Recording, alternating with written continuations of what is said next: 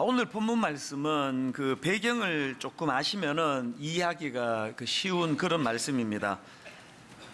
이 오늘 본문 말씀의 1차 수신자라고 할 수 있는 그 당시 로마 교회는 이질적인 두 그룹 크리스찬으로 구성되어 있던 교회였습니다.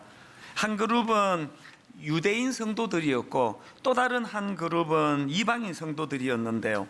이게 왜 문제가 되는가 하면은 그 유대교를 배경으로 자란 유대인 성도들은 예수님을 영접하고 나서도 어릴 때부터 이제 몸에 익숙하던 그런 특정한 음식 또 특정한 날을 지키는 것을 그 굉장히 중요하게 생각하는 이런 부류의 신자들이었고요. 또 그런가 하면은 유대교를 배경으로 하지 않던 이방인 성도들 입장에서는 그런 유대인 크리스찬이 이해가 잘 안 되는 겁니다. 아니 십자가로 변화가 되었으면 그런 옛 행위는 다 버려야지 왜 지금까지도 그런 것들을 끊지 못하느냐고, 이런 것들이 이제 자꾸 분쟁을 일으키고 또 어려움을 겪게 만드는 그런 배경을, 오늘 본문은 그런 배경을 갖고 있습니다. 바울이 이제 이런 상황에 놓여 있는 로마 교회를 향해서 1절에서 그냥 단정적으로 선포를 합니다. 믿음이 연약한 자를 너희가 받되 그의 의견을 비판하지 말라. 또 바로 그 다음 2절도 마찬가지입니다. 어떤 사람은 모든 것을 먹을 만한 믿음이 있고 믿음이 연약한 자는 채소만 먹느니라. 먹는 자는 먹지 않는 자를 업신여기지 말고 먹지 않는 자는 먹는 자를 비판하지 말라. 이는 하나님이 그를 받으셨습니다. 또 15장 7절 그러므로 그리스도께서 우리를 받아 하나님께 영광을 돌리신 것 같이 너희도 서로 받으라. 여기 지금 계속 반복해서 나오는 말씀들이 뭡니까? 너희가 받되, 또 받으셨습니다. 또 우리를 받아, 또 서로 받으라. 지금 계속 반복해서 강조되는 이 받아야 한다는 이 말씀, 이게 저는 참 그 표현들이 참 좋습니다. 영어 성경으로 보니까 accept him, 또 accept one another. 우리가 이렇게 그 수용되어지고 또 포용되어진다는 것은 그 상상만 해도 아름다운 거 아니겠습니까? 비록 나와는 다른 생각을 갖고 있고 또 이질적인 행동을 하지만 그런 것들조차도 내가 포용하고 수용할 수 있는 마음, 이걸 지금 강조하고 있는 말씀입니다. 예전에 제가 그 옥하는 목사님 그 설교를 듣다 보니까 내용 중에 이런 말씀을 하십니다. 그 교회들마다 그 중보 기도실이 있지 않습니까? 한 번은 이제 목사님이 이 중보 기도실이 잘 돼가고 있는지 점검하러 가신 것 같아요. 가서 이제 이것저것을 살펴보시니까 뭐 그 중보 기도실에 굉장히 긴급한 환자분들의 기도 제목이나 또 국가적으로 필요한 기도 제목들이 이제 거기에 쭉 카드로 열거가 되어 있는데요.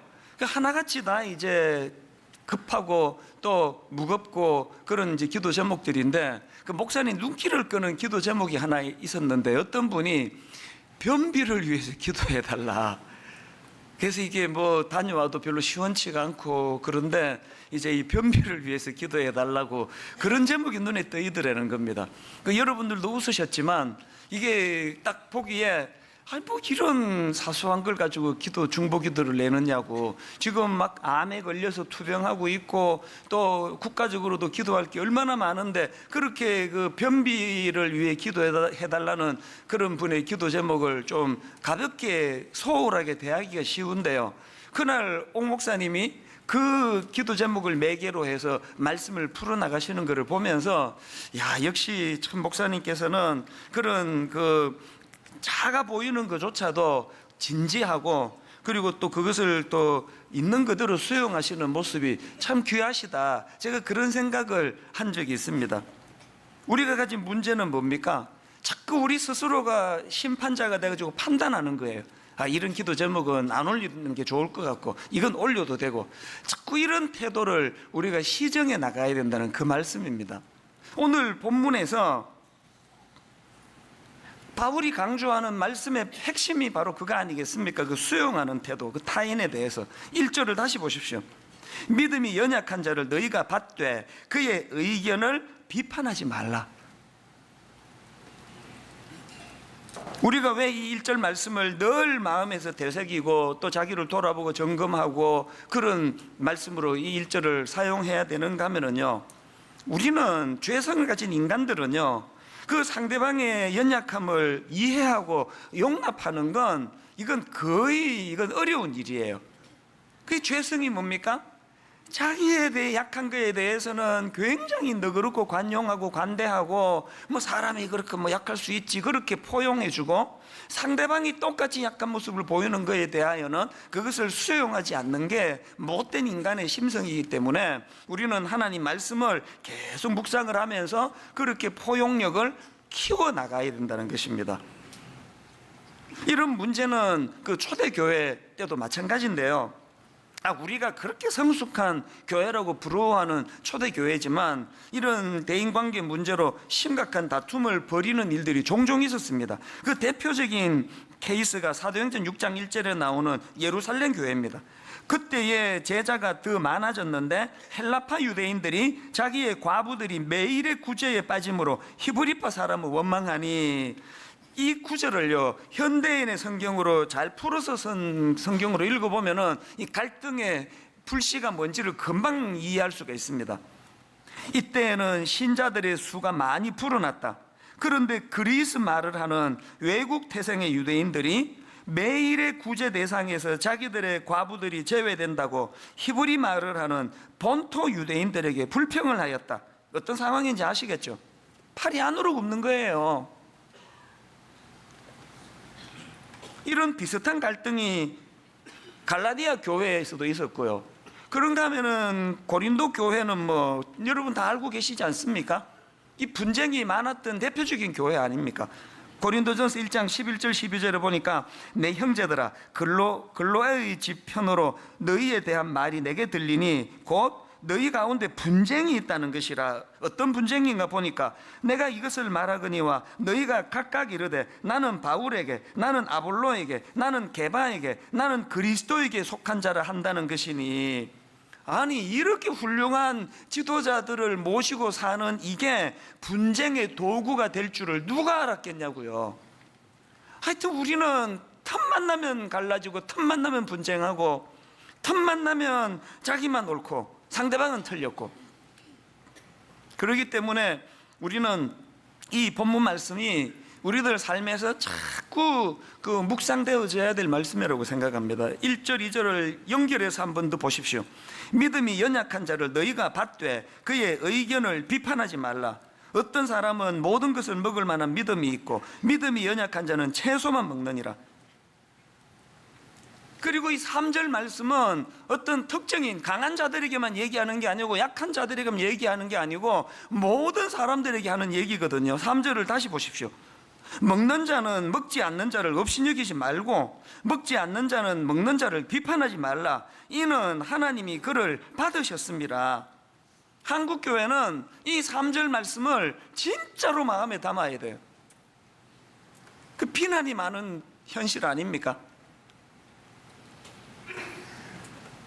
그 교회 안에 보수적인 색깔을 가지고 있는 성도가 있을 수 있고 진보적인 색깔을 가지고 있는 성도가 있을 수 있고, 한 번씩 게시판에 그것 가지고 논쟁을 할 때 보면 저는 마음이 슬퍼요. 왜 슬픈지 아십니까? 내가 옳다는 것을 너무 논리정연하게 설명하는 그게 난 슬퍼요. 그렇게 자기 주장을 일목요연하게 잘 설명하는 그분이 어떻게 자기 생각과 다른 사람들을 무시하지 말고 그를 수용하고 포용하라는 이 하나님의 말씀은 모르고 계시느냐는 거예요. 지금 우리나라가 그 어른 세대와 젊은 세대가 지금 골이 점점 깊어져서 저는 두려움마저 생깁니다. 그 용납하기가 그렇게 어려운 일입니까? 6.25를 전쟁을 경험한 어른 세대들이 갖고 있는 그 마음의 두려움과 공포를 젊은 세대들이 좀 이해해 드리면 안 되는 겁니까? 그런가 하면 똑같은 논리로 우리같이 전쟁을 경험하지 못한 젊은 세대니까 저런 시각을 가질 수도 있겠구나, 그렇게 젊은 세대를 좀 포용하고 용납하는 일은 또 이게 그렇게 어려운 일인가요?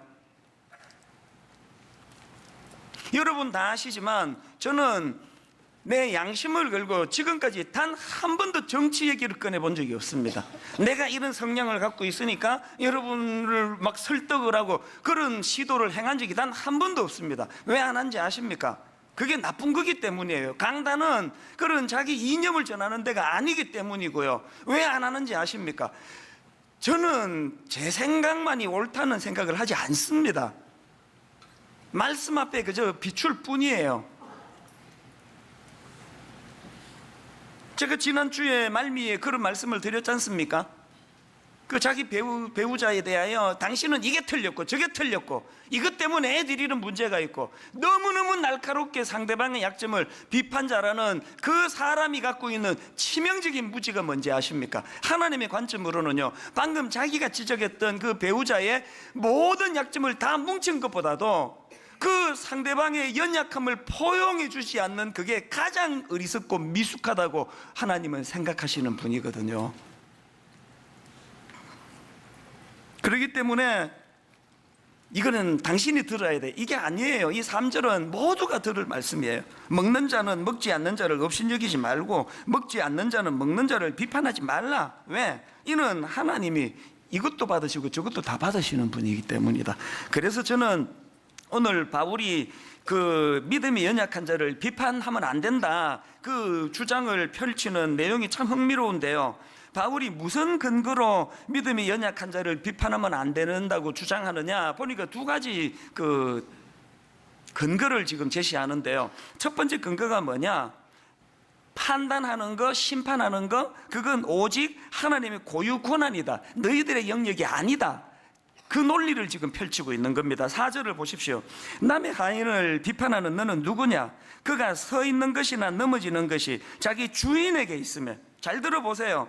그가 서 있는 것이나 넘어지는 것이 자기 주인에게 있으면, 남의 하인을 비판하는 너는 누구냐? 월권하지 말라는 거 아닙니까? 10절도 마찬가지입니다. 네가 어찌하여 네 형제를 비판하느냐? 어찌하여 네 형제를 업신여기느냐? 우리가 다 하나님의 심판대 앞에 서리라. 그러니까 우리가 누군가를 놓고 함부로 판단하고 뭐 왈가왈부하는 게 월권이라는 거, 월권. 그리고 또 여러분, 오직 심판은, 그리고 오직 판단은 하나님만 하실 수 있다는 그 말씀 속에는 뭐가 내포되어 있는 겁니까? 우리 판단력은 오류가 있을 수 있다는 거예요. 요즘에 그 프로야구를 보면은요, 옛날에는 심판의 권위가 절대적이었잖아요. 그래서 아웃 선언하면요, 막 길길이 날뛰고 뭐 그래도 번복되는 거 저 한 번도 못 봤습니다. 근데 요즘은요, 기계가 좋아져가지고 비디오 판독이 있어요. 그 심판이 자기 생각과 다르게 판정을 내리면 요 사인만 보내면 이게 비디오 판독 사인이래. 그러면 이제 그 기계를 가지고 아주 슬로우 모션으로 요게 이제 맞는지를 판단하는데요. 제가 그 놀라는 게 뭔지 아십니까? 심판의 오심이 생각보다 많아요. 아웃이라 그랬는데 이게 사실은 세이프일 때가 많고요. 또 세이프라고 판정했지만 사실은 아웃일 때가 많아요. 제가 무슨 생각을 하는지 아십니까? 지금 심판은요, 우리처럼 막 멀찍이서 보는 것도 아니에요. 그것이 코앞에서 봤잖아요, 코앞에서. 그리고 그 심판들은요, 전문적인 훈련을 받은 사람들이에요. 그 전문적인 훈련을 받은 전문가가 코앞에서 봤는데도 오류를 범할 수 있다면 하물며 우리겠냐고요.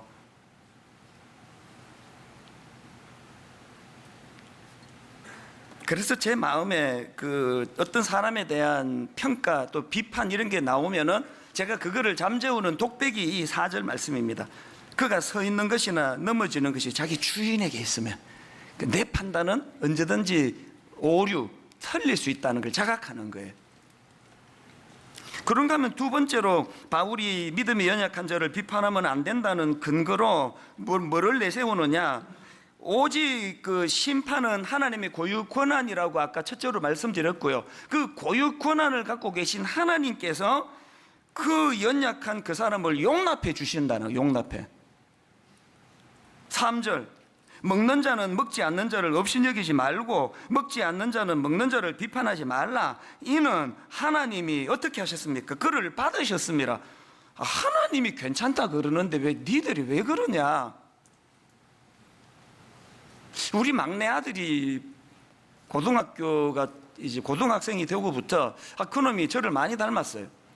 저도 이제 고등학생이 되면서 그 하나님에 대한 그 의심도 많아지고 또 하나님에 대해서 이제 좀 그 불만도 많아지고 그랬는데 지금 우리 아들이 딱 그래요. 얘가 지금 하나님에 대해서 얼마나 까칠한지 몰라요. 그래서 뭐 성경 좀 읽다가 막 하나님에 대해서 원망도 많이 하고 막 이해가 안 된다, 왜 이렇게 일하시느냐고 막 그렇게 따지기도 많이 하는데요.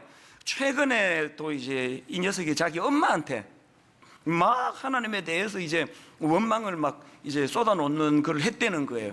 그 욥을 가지고 하나님 어떻게 그 욥이 잘못한 일도 없는데 어떻게 욥한테 그렇게 그냥 가혹하게 그럴 수가 있느냐고, 욥이 뭘 잘못했느냐고 막 그러면서 막 자기 엄마한테 들이 퍼붓는다 그래가지고 내가 그 얘기를 듣고는 그 뭐라고 응수했는지 아십니까? 걔는 그 왜 그런데? 욥 본인이 괜찮다는데 지가 왜 그래 왜? 그 성경에 보면 욥이 이거 다 이해하고 자기가 괜찮다 그런 건데 그 참 그 이상한 녀석일세. 그랬더니 그 문제가 그 저한테 올 줄 알았더니 아직까지 안 오고 있습니다. 오면 내 이야기를 해주려고 지금 기다리고 있는데, 지금 본문도 마찬가지 아닙니까? 4절을 다시 한번 보세요. 남의 하인을 비판하는 너는 누구냐? 그가 서 있는 것이나 넘어지는 것이 자기 주인에게 있으면 그가 세움을 받으리니. 나 다 생각하고 있다 얘 지금은 이렇게 미숙하지만 내가 지금 다 얘를 지금 다루고 있는 중인데 공사 중이다. 근데 왜 그 섣부르게 그 남의 하인을 비판하는 너는 누구냐? 또 15장 7절로 마찬가지 아닙니까? 그러므로 그리스도께서 우리를 받아 하나님께 영광을 돌리신 것 같이 그리스도께서 그 연약한 걸 받아주셨다는데, 성경에 보면은요 이렇게 그 하나님이 용납해 주셨기 때문에 그것으로서 이렇게 대인관계에서 수용하는 이런 참 은혜로운 케이스가 있는데요, 그 바울을 용납해 줬던 바나바가 그 케이스예요.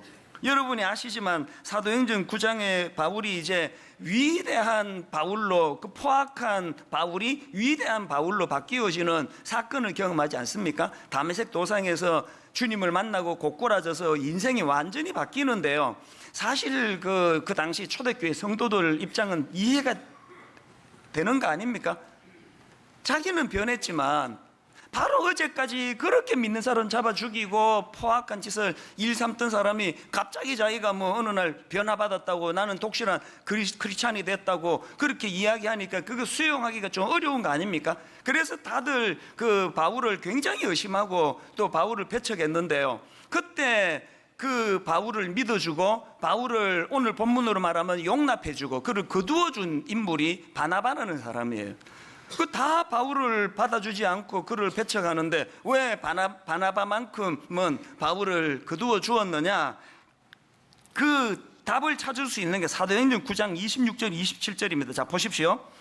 사울이 예루살렘에 가서 제자들을 사귀고자 하나 다 두려워하여 그가 제자됨을 믿지 아니하니 바나바가 데리고 사도들에게 가서 그가 길에서 어떻게 주를 보았는지 그 다음 보세요. 주께서 그에게 말씀하신 일과 다메섹에서 그가 어떻게 예수의 이름으로 담대히 말하였는지를 전하니라. 바나바가 어떻게 유독 바울을 용납해주고 거두어주는 일을 했다고요? 본인이 그 사람이 뭐 믿음이 가고 안 가고 이런 문제가 아니라 주님이 그를 용납했다고 하시니까 그 믿음으로 바울을 포용해 주는 거거든요. 여러분이 바울의 그 두 논리에 대해서 어떻게 생각하십니까? 판단과 심판은 하나님의 고유 능력인데 네가 월권하지 마라. 또 그 심판자 되시는 하나님께서 그들의 연약함을 용납해 주셨는데 네가 왜 왈가왈부하느냐? 여러분이 바울의 논리에 대해서 어떻게 대답하시겠습니까? 오늘 우리 많이 지금 월권하고 사는 거 아닙니까? 그리고 얼마나 많은 오심판, 오작동, 잘못된 판단 이런 것들이 많겠냐고요. 그래서 저는 이 바울의 두 가지 전제, 이 논리를 마음에 품고서요, 오늘 이제 좀 더 구체적으로 살펴보고 싶은 게 뭐냐면은 이제 이 믿음이 연약한 자들을 우리가 용납을 해야 되는데 이게 어떻게 가능하게 할 수 있을까? 여러분, 믿음이 연약한 자들을 우리가 내치고 정죄하고 비판하지 아니하고 그를 수용하고 품을 수 있는 두 가지 그 말씀을 좀 드리려고 하는데요. 믿음이 연약한 자에 대한 용납과 관련해서 첫째가 뭐냐? 여러분이 용납의 문제도요, 영적인 자각의 문제라는 사실을 잊으시면 안 됩니다. 지난주 살펴본 말씀 기억하십니까?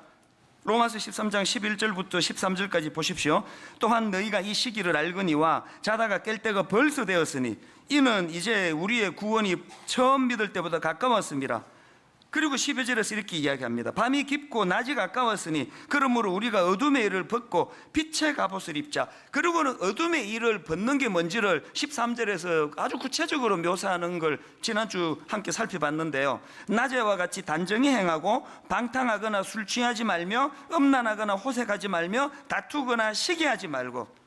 여러분, 지난주에 받은 이 말씀을 가지고 악한 이 시대에서 좀 몸부림쳐 보셨습니까? 이것들과 싸우려고 애쓰셨습니까? 내 안에서 방탕과 술 취함, 음란과 호색, 다투거나 시기 이런 것들이 나올 때 우리가 잠들지 아니하고 깨어있는 그리스도인답게 내면의 죄와 싸워야 된다는 그 얘기거든요. 근데 오늘 제가 강조하고 싶은 게 뭐냐면은 여러분, 낮에와 같이 단정히 행하고라는 이 말씀을 행하기 위해서는 내 내면에 있는 죄와의 싸움에서만 이것이 작동돼서는 안 되고 대인관계에서도 이게 작동이 돼야 돼요. 대인관계에서. 지난주 말씀드렸죠? 여기 쭉 열거되고 있는 방탕하거나 술 취하지 말며 음란하거나 호색하지 말며 다투거나 시기하지 말며 이것들을 딱 한마디로 표현한 게 낮에와 같이 단정히 행하는 것이다. 그리고 단정히 행한다는 건 원어적으로 풀이를 보니까 이게 품이 있는 그리스도인의 모습을 말하는 거다. 그랬다면 여러분, 우리가 품이 있는 그리스도인이 되기 위해서 내 안에 유혹, 죄와 싸우는 것도 한편으로 필요하지만 다른 한편으로는 여러분, 관대하고 포용력을 가지고 상대방을 대하는 것도 이게 영적으로 이게 필요하다는 그 말씀이거든요.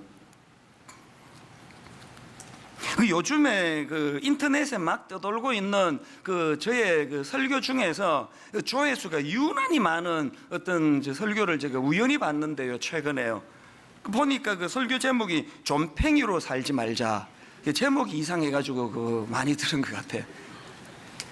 그 제가 그때 그 설교를 어떻게 했나 궁금해서 원고를 제가 찾아보니까요, 그 본문이 마태복음 13장 예수님이 이제 그 고향인 나사렛을 방문하는 그 본문이더라고요. 그 요지가 뭐냐 하니까요, 그 당시 나사렛은 낙후된 시골 마을이거든요. 오죽하면은 빌립의 전도를 받은 나다나엘이 그 나사렛에서 무슨 선한 게 나겠냐, 그렇게 비아냥거리던 지역이에요. 그렇게 낙후되고 또 지리적으로 나사렛은 높은 언덕으로 삼면이 둘러싸여 있어가지고 그 고립된 그런 형태인데요. 그런 고립된 낙후된 지역에 살면은 그저 깔아앉기 쉽고 다운되기가 쉽고, 그러다 보면 거기 사는 사람들은 삶의 의욕도 없으시고 그러기가 쉬운데, 놀랍게도 그 낙후된 나사렛 지역에 예수 그리스도가 방문을 하게 되었다. 이거 절호의 기회 아닙니까? 이제 거기에 활력을 되찾고 그리스도의 능력을 경험하고 변화가 일어나고 절호의 기회가 나사렛 동네에 찾아왔는데, 결론부터 말씀드리면 불행하게도요, 아무런 일도 일어나지 않았습니다. 왜 그런 슬픈 비극적인 결과가 일어났느냐? 마태복음 13장 54절부터 쭉 읽어보면 그 원인을 금방 찾을 수 있습니다. 자, 마태복음 13장 54절입니다. 고향으로 돌아가사 그들의 회당에서 가르치시니 그들이 놀라 이르되 이 사람의 이 지혜와 이런 능력이 어디서 났느냐? 여기 보니까 나사렛 그 동네 사람들도 그 하나님의 아들 되신 예수 그리스도의 신적인 능력과 이적과 기사를 감탄함으로 받은 거예요. 다 받았습니다. 감격했습니다. 놀랐습니다. 그런데 그들의 문제가 뭐예요? 그런 놀라운 예수 그리스도의 신적인 사역에 감탄하는 것들을 거기다 찬물을 끼얹는 그 좁쌀 같은 그 좁은 마음, 선입견, 바로 그 감격과 감탄의 54절, 바로 그 다음 55절부터 보십시오. 이는 그 목수의 아들이 아니냐? 그 어머니는 마리아, 그 형제들은 야고보, 요셉, 시몬, 유다라 하지 않느냐? 그 누이들은 다 우리와 함께 있지 아니하냐? 그런즉 이 사람의 이 모든 것이 어디서 났느냐 하고, 예수를 배척한지라. 그랬더니 그 다음 58절, 그들이 믿지 않음으로 말미암아 거기서 많은 능력을 행하지 아니하시니라. 여러분, 이 선입견, 이 편견이라는 자기 세계에 갇혀가지고 뭐처럼 그 마음의 그 뜨거운 감동을 그냥 그 죽여버리는 이 좀팽이 같은 이 좁은 마음, 이 우리에게는 문제가 되지 않습니까? 지금 다락방에 지금 다 은혜를 받는데 자기 혼자, 우리 순장은 말이야, 내가 겪어보니까 이런 문제가, 능력이 별로 없어. 그런 좁은 마음으로 마음을 닫아버렸기 때문에 지금 자기 혼자 다락방에서 은혜를 못 받는 그런 슬픈 일이 일어나고 있는 거 아닙니까? 영적으로 자꾸 자각하고, 또 바울이 두 가지 그 대학 제시해 주는 그 내용들을 보면서 자꾸 자기를 돌아봄으로 말미암아 이런 영적 침체에 빠지는 일은 우리 안에 일어나지 않기를 바랍니다. 그런가 하면은 두 번째로 믿음이 연약한 자에 대한 용납과 관련해서 또 알아야 되는 하나가 더 있습니다. 여러분, 이 용납의 문제도요, 예수님을 의지하는 태도가 중요하다는 것입니다. 지난주 제가 로마서 13장 말씀을 가지고 그 성화와 관련한 두 측면을 말씀드리지 않았습니까? 성화가 첫 번째 측면이 뭐라 그랬습니까? 13장 12절, 그러므로 우리가 어둠의 일을 벗고 빛의 갑옷을 입자. 성화는 죄의 옷을 벗어버리는 거다. 자신의 죄를 죽이는 게 성화다. 이게 성화고요. 그런가 하면은 성화의 두 번째 측면이 뭡니까? 13장 14절, 오직 주 예수 그리스도로 옷 입고. 성화는요, 예수 그리스도로 옷 입는 거예요. 다시 말해, 예수님의 삶과 인격을 닮아가는 그게 성화고요. 더 중요한 거, 그 과정에서 철저하게 주님을 의지하는 태도, 그게 성화예요. 그렇다면은 내 안에 있는 그 죄의 유혹과 싸우는데도 예수 그리스도로 옷 입는 철저하게 주님을 의지하는 게 필요하지만, 대인관계에서도요, 우리를 의지하면 안 됩니다. 우리는요, 내버려두면 좀팽이로 태어난 사람이에요. 죄성을 가졌기 때문에. 솔직히 한번 대답해 보세요. 바울이 지금 오늘 이 시대 대한민국에서 태어났다. 여기 지금 바울을 용납해 줄 바나바 같은 분이 몇 분이나 되겠습니까? 저부터가. 뭐 표정은 다 용납할 것처럼 그렇게 뭐 표정을 짓고 있지만, 저는 확신합니다. 바울이 오늘 이 시대에 대한민국에 태어났으면 뭐 사도고 뭐고 아무것도 못했을 거예요. 반대한 사람 막 계속 따라다니며 반대하고 막. 우리는요, 내버려두면 바나바 같은 도량이 넓은 사람들이 아니에요. 왜 자꾸 저만 그런 것처럼 여러분들이 동의를 안 하시면 따라와 줘야 되는데. 그러기 때문에 어떻게 해야 된다고요? 예수 그리스도로 옷 입어야 돼요. 그렇기 때문에 골로새서 3장 13절, 누가 누구에게 불만이 있거든 서로 용납하여 피차 용서하되. 그 다음 보세요. 주께서 너희를 용서하신 것 같이 너희도 그리하고. 지금 용서에 그리스도의 은혜의 감격을 지금 개입시키고 있는 거 아닙니까? 오늘 저는 말씀을 이렇게 결론을 짓기를 원합니다. 이 찬양 여러분 다 아시죠? 아바 아버지, 아바 아버지, 나를 안으시고 바라보시는 아바 아버지, 아바 아버지, 아바 아버지, 나를 도우시고 힘주시는 아버지. 여기 오늘 예배 드리는 분들에게 공통점은 하나님이 창조주라는 사실을 인정하고 시인하는 게 공통점일 거예요. 그런가 하면 오늘 여기 계시는 분들 차이점이 뭔지 아십니까? 어떤 분은요, 하나님이 창조주라는 거는 내가 믿겠는데 그 하나님이 나와 아무 상관이 없어요. 멀리 계세요. 너무 가까이 하기엔 너무 먼 당신이 하나님이. 그런가 하면 어떤 분은 그 하나님이 내게 아바 아버지예요. 아람으로 아바가 우리말로 아빠라고 하는 건 전에 말씀드렸잖아요. 하나님이 우주를 만드신 하나님일 뿐만 아니라 그분이 십자가를 통하여 내 아빠가 되어주신 아빠. 분당 우리 교회 청년들 엄청 많잖아요. 우리 교회 중고등부 애들 엄청 많잖아요. 걔들이 또 저를 얼마나 좋아하는지 몰라요. 드림센터에서 나가다가 딱 애들하고 마주치면은 막 대학생들 막 펄펄 뛰고 난리가 나요. 막 와 목사님이나 그러면서 막 펄쩍펄쩍 뛰고 그러는데요. 그렇게 저를 친밀하게 생각하고 가깝게 여기지만 딱 우리 교회에서 저보고 아빠라고 부를 수 있는 애는 세 아이밖에 없어요. 우리 집에 와가지고 냉장고 막 다 뒤져먹고 내 옷 지 마음대로 입고 사무실에 와서 막 지멋대로 그 냉장고 음료수 꺼내 먹고 할 수 있는 세 아이는요, 저를 아빠로 생각하는 우리 집에 셋밖에 없습니다.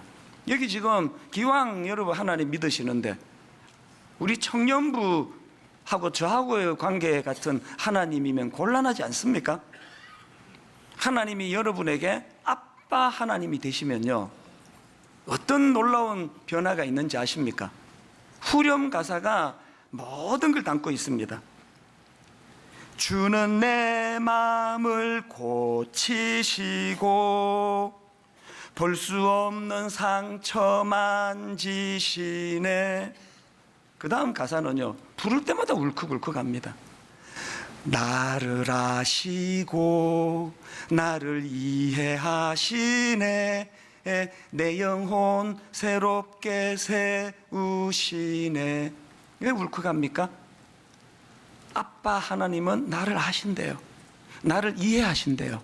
무슨 뜻입니까? 오늘 본문으로 말하면 나를 억셉해 주시는 거예요. 받아주시는 거예요. 전에 제가 모 장관님 그 따님 말씀을 드렸던 거 기억하십니까? 너무 바쁜 아빠를 아버지로 둬가지고 어릴 때부터 그냥 아버지에게 사랑받고 싶은데, 그래서 아버지 서재로 가면은 아빠는 늘 저리 가라, 바쁘다 아빠, 가라 저리. 너무 그게 상처가 돼가지고 그 억셉, 그 수용이 잘 안 되기 때문에, 그래서 이분이 그 보상 심리로 우리 아빠에게 받지 못한 사랑을 또 그 수용을 내가 남편에게 받으리라. 그래서 서둘러 가지고 제 기억으로 대학 다닐 때 결혼을 했는데, 그 남편 자기 아버지보다 더 자기를 수용해 주지 않는 것 때문에 결국 이혼하고 불면증이 찾아오고 우울증이 오고, 제 기억으로는 그런, 이분이 어떻게 치유하게 됐느냐, 하나님이 내 아빠가 되어주시고 주는 내 마음을 고치시고 볼 수 없는 상처를 만져주셔서 나를 아시고 나를 이해해 주시는 하나님을 경험하고 치유가 됐다는 이야기예요. 어떤 면에서 여러분, 우리가 그렇게 연약한 자들에 대해서 냉정하고 배타적이고 비판적이고 그를 수용하지 못하는 우리 내면의 근원적인 문제는 우리도 어릴 때부터 용납받지 못했던 상처 때문이지 않을까, 그런 생각을 해봅니다. 부모님에게조차도 용납받지 못했던 아픔이 많은 나, 이거 치유하기 위해서는 하나님이 내 아빠가 되셔야 돼요. 그리고 그 하나님이 나를 아시고 나를 이해하시네. 우리 주 예수 그리스도의 은혜와 하나님 아버지의 다함없는 사랑과 성령님의 감동, 감화, 위로, 교통, 충만하심의 역사가 이 은혜, 이 감격 마음에 품고 나도 누구 한 사람 품고 사랑하고 용서하며 그 은혜의 길로 나아가기로 다짐하며 예배하는 모든 주의 자녀들 머리 위에 지금부터 영원토록 함께 하시기를 간절히 축원하옵나이다. 아멘.